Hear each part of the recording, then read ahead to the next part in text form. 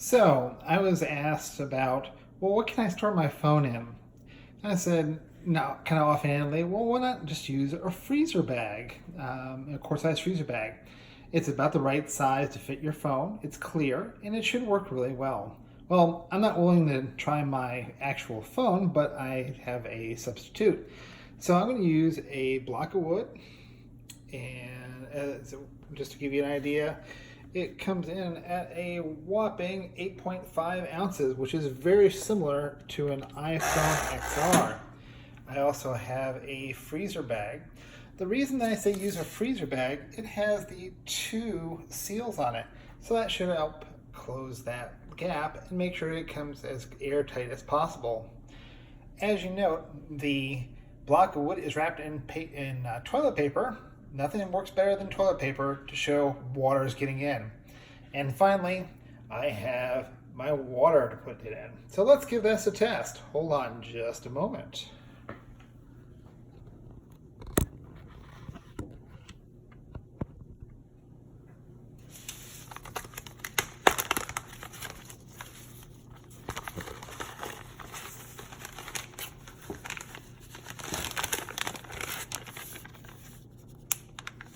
One of the things I'm going to do is I'm going to press some of the air out of it, so that way it'll not hold it open as well. There we go.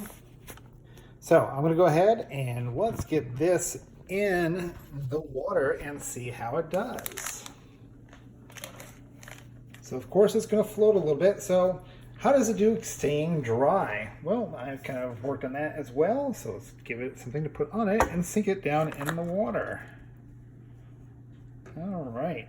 So we'll give this a minute or two and see how it does. So nothing fancy here, just a pot of water and holding down my brick, which is my piece of wood, which is actually floating, which makes it all that much more interesting. I guess with a piece of wood in there, it will float.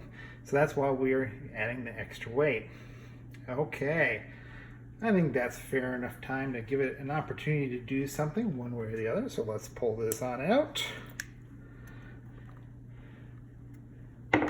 All right, well, we do have a little bit of water on the outside of the thing. I am not seeing any water that got inside. All right. Thanks everybody for watching. This is Steve. Hopefully this is a good travel tip for you if you're looking for something for your phones in an emergency.